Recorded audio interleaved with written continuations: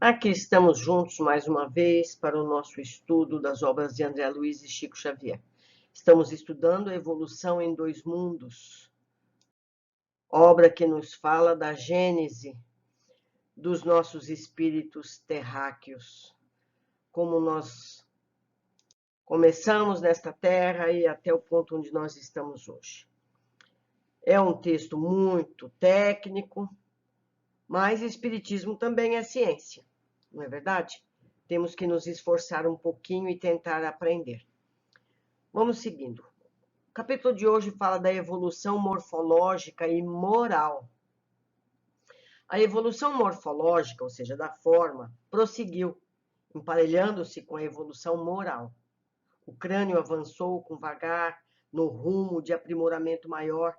Os braços refinaram-se, as mãos adquiriram excelência tátil, não sonhada, e os sentidos, todos eles, progrediram em acrisolamento e percepção.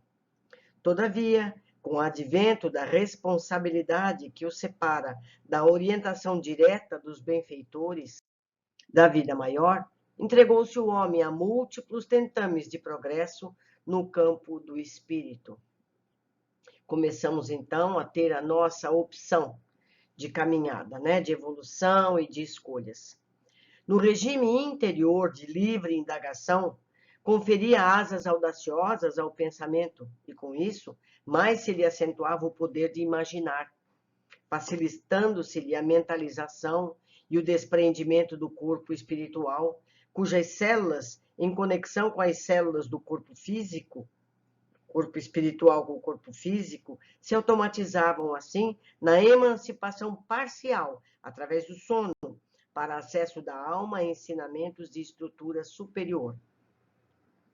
Guarda a criatura humana, então, consigo, nas tessituras dos próprios órgãos, a herança dos milhões de estágios diferentes, os reinos inferiores, e, no fundo, sente-se inclinada a viver no plano dos outros mamíferos que lhe respiram a vizinhança, com instinto absoluto dominando, sem restrições. No entanto, com a evolução irreversível, porque a evolução é inexorável, o amor agigantou-se-lhe no ser, sugerindo-se novas disposições à própria existência. Noção do direito. Em razão do apego aos rebentos da própria carne, institui a propriedade da faixa de solo em que se lhe encrava a moradia, e, atendendo a essa mesma raiz de efetividade, traça a si próprio determinadas regras de conduta, para que não imponha aos semelhantes ofensas e prejuízos que não deseja receber. Acontece assim o inesperado. O homem selvático, que não pretende abandonar os apetites e prazeres da experiência animal, fabrica para si mesmo os freios que lhe controlarão a liberdade, a fim de que se lhe enobreça o caráter iniciante, estabelecendo a posse tirânica em tudo o que julga seu. Desiste de aproveitar o que pertence ao vizinho, sob pena de expor-se a penalidades cruéis. Nasce desse modo, para ele, a noção do direito, sobre o alicerce das obrigações respeitadas. Ainda baseado em violência, porque até hoje isso ainda é assim, não é? Infelizmente. Então, uma pessoa não rouba da outra porque ele tem medo da lei ou da violência do proprietário, não é? Mas vai chegar o dia que não será mais assim. Consciência desperta. É assim que ele, transformado, interpreta sob novo prisma a importância de sua presença na Terra. Não mais lhe seduzem a despreocupação e o nomadismo, assim como para o homem adulto, é já passado o ciclo da infância. Sabe agora que o berço carnal se reveste de significação mais profunda. Compreende a pouco e pouco que a vida lhe registra as contas pessoais, porquanto aprende que pode negar o braço ao companheiro necessitado de apoio, sabendo, porém, que o companheiro poderá recusar-lhe o seu no momento em que o desequilíbrio lhe bata a porta. Reconhece que dispõe de liberdade para matar o desafeto, mas não ignora que o desafeto, a seu turno, pode igualmente exterminar-lhe o corpo ou amargar-lhe o caminho. Ação e reação. Percebe que os seus gestos e atitudes para com os outros criam nos outros atitudes e gestos semelhantes para com ele. Com esse novo cabedal de observação, revela-se-lhe a vida mental mais surpreendente, mais rica, e por essa e mais intensa vida íntima, retrata com relativa segurança as ideias dos espíritos abnegados que lhe custodiam a rota. Desde então, não guarda a existência circunscrita à romagem berço-túmulo, por alongá-la do ponto de vista de causa e efeito, para além do sepulcro, em que se lhe guarda o invólucro, anulado ou imprestável. Incorporando a responsabilidade, a consciência vibra desperta, e pela consciência desperta, os princípios de ação e reação funcionam, exatos, dentro do próprio ser, assegurando-se a liberdade de escolha e impondo-lhe mecanicamente os resultados respectivos, tanto na esfera física quanto na esfera espiritual. No livro anterior, Ação e Reação, nós percebemos como a espiritualidade tem tanta piedade para com a gente, que cometemos crimes, faltas graves, eles vão lá nos umbrais buscar a pessoa com todo o carinho e dar novo rumo. No começo, eles cuidavam da nossa forma física, ajudavam a modelar o aparelho fonador, a visão e todo o nosso corpo físico. Eles estão no momento cuidando do nosso corpo espiritual, nosso corpo moral. Passando a ambulância aqui. E a gente continua dependente, entre aspas, da espiritualidade. Porque eles nos deixam voar e quando a gente erra, eles vão lá, pegam a gente do chão, lá dos umbrais, das furnas, e põem a gente para voar novamente. Continuando. A larva e a criança. Nesse sentido, importa lembrar aqui, com as diferenças justas, o símile que a vida assinala entre as alterações da existência para a alma humana e para os insetos de metamorfose integral. A larva, que se afasta do ovo, ingressa em novo período de desenvolvimento, que pode perdurar por muito tempo, como ocorre entre os efemerídeos, mostrando no começo a membrana do corpo ainda amolecida, e conservando no tubo digestivo os remanescentes da gema na face embrionária, para iniciar depois a excreção, os processos de alimentação e digestão. A criança nessa inata retira-se do útero e entra em nova fase de evolução, em que se firma através de alguns anos. A princípio, tenra e frágil, retém na própria organização os recursos sanguíneos que lhe foram doados por manutenção endosmótica no organismo materno, para somente depois eliminar, quanto lhe seja possível, esses mesmos recursos, gerando os que lhe são próprios. As crianças trazem um suprimento de ferro por 6 meses. Então, a criança só vai precisar de um alimento com ferro após os 6 meses de idade, para ver como tudo é parecido, tudo é similar. Avançando na execução dos programas traçados para a sua existência, a larva cresce e recorre às matérias nutritivas que lhe garantam o aumento do corpo e, conforme a espécie, promove por si mesma a mudança de pele, indispensável ao condicionamento ao seu próprio volume. Satisfazendo os imperativos da própria vida, a criança se desenvolve, tomando o alimento preciso, a expansão de sua máquina orgânica, passando a realizar por si, isto é, ao comando da mente, a renovação celular dos tecidos e órgãos que lhe constitui o campo somático, de maneira a que lhe ajuste a forma física aos moldes do corpo espiritual. Por quê? Porque isso, a espiritualidade maior, os arquitetos do nosso organismo, foi planejando no nosso desenvolvimento desde o tempo que a gente era unicelular. Metamorfose do inseto. A larva dos insetos de transformação completa, experimenta vários períodos de renovação para atingir a condição de adulto, embora permaneça com o mesmo aspecto, porquanto apenas depois da derradeira mudança de pele é que se torna pupa. Em semelhante estágio, acusa progressiva diminuição de atividade, até que não mais suporte a alimentação. Esvaziam-se-lhe os intestinos, paralisam-se-lhes os movimentos. A larva protege-se, então, no solo ou na planta, preparando a própria liberação.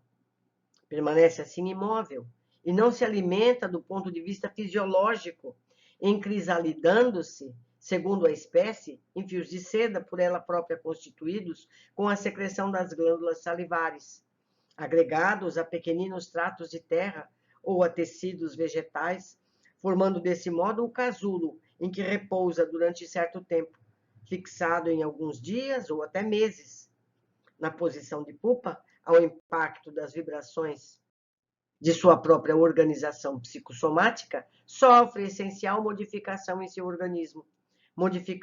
Modificação que, no fundo, equivale a verdadeiro aniquilamento ou estólise, ao mesmo tempo que elabora órgãos novos pelo fenômeno da histogênese, valendo-se dos tecidos que perduraram.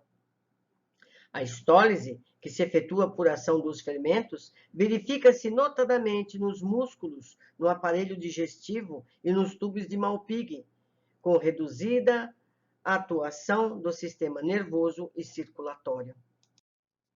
Pela histogênese, os remanescentes dos músculos estriados desfazem-se das características que lhes são próprias, perdendo gradativamente a sua estriação, até que se convertam, qual se obedecessem a processo involutivo, em células embrionárias fusiformes, com um núcleo exclusivo, ou mioblastos, que se dividem por segmentação, plasmando novos elementos estriados para a configuração dos órgãos típicos.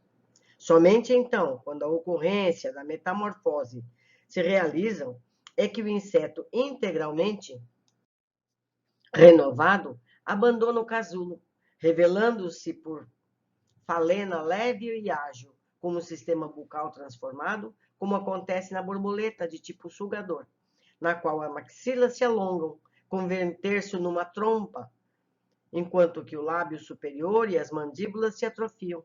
Entretanto, embora magnificentemente modificada, a borboleta alada e multicor é mesmo indivíduo, somando em si as experiências dos três aspectos fundamentais de sua existência, de larva linfa e inseto adulto.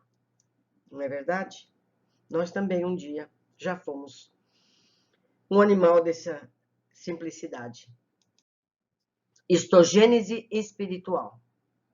Assim também a criatura humana, depois do período infantil, atravessa expressivas etapas de renovação interior, até alcançar a madureza corpórea.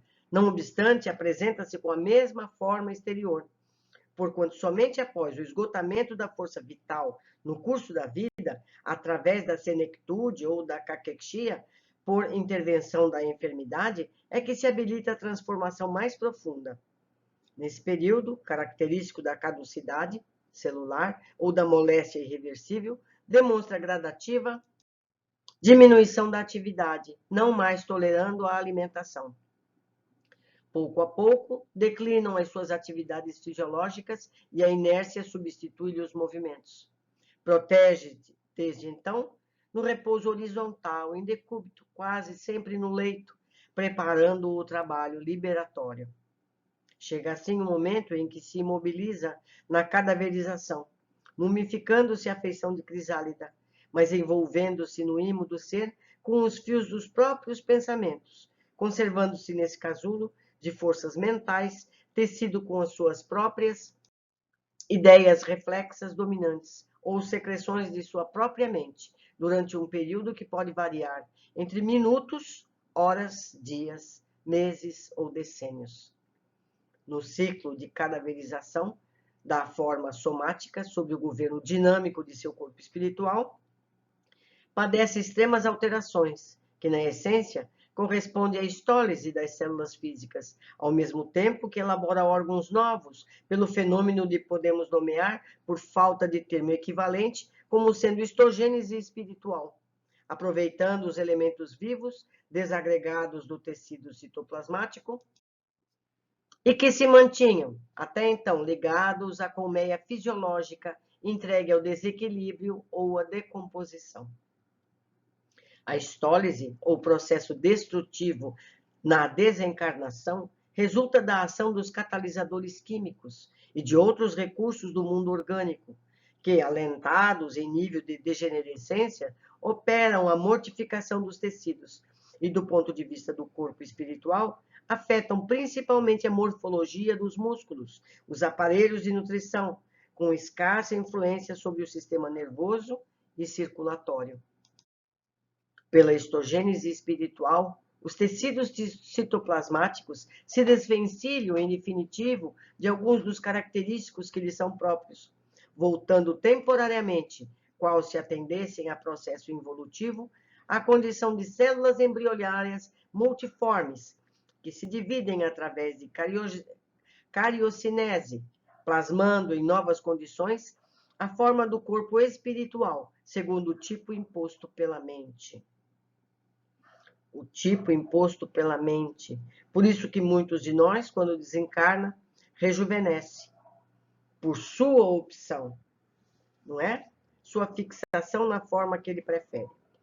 Desencarnação do espírito. Apenas aí, quando os acontecimentos da morte se realizam, é que a criatura humana desencarnada, plenamente renovada em si mesma, abandona o veículo carnal a que se jungia.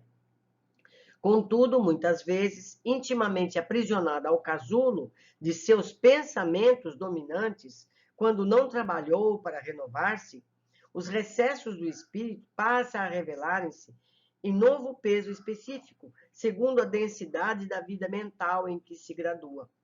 Dispondo de novos elementos, como que atender à própria alimentação, equivalentes a trompas fluídico-magnéticas de sucção, embora sem perder de modo algum o aparelho bucal, que nos é característico, salientando-se, aliás, que semelhantes trompas ou antenas de matéria sutil estão patentes nas criaturas encarnadas a se lhes expressarem na aura comum, como radículas alongadas de essência dinâmica, exteriorizando-se as radiações específicas, trompas ou antenas essas pelas quais assimilamos ou repelimos as emanações das coisas e dos seres que nos cercam, tanto quanto as radiações de nós mesmos, uns para com os outros. A nossa comunicação pelo espaço, telepatia, sensibilidade das auras uns dos outros.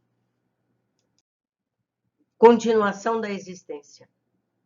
Metamorfoseada, pois, não obstante o fenômeno da desencarnação, a personalidade humana continua, além túmulo, o estágio educativo que iniciou no berço, sem perder a própria identidade, somando consigo as experiências da vida carnal, da desencarnação e da metamorfose no plano extrafísico.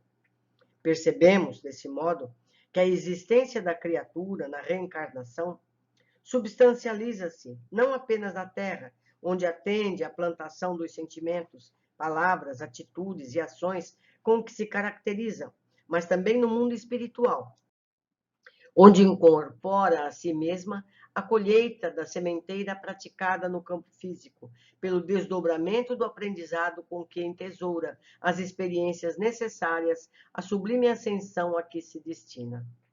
Uberaba, 5 de março de 1958. Então, meus amigos, vamos aprendendo como é o nosso progresso físico e espiritual. Foi um prazer estar aqui com vocês, me perdoem a pouca competência para explanar sobre esses temas, mas vamos aprendendo juntos. Quem sabe algum físico, algum cientista descobre esses textos e nos ajuda a aprender, trazendo para nós todos detalhamentos técnicos importantes. Eu espero todos vocês no nosso próximo capítulo.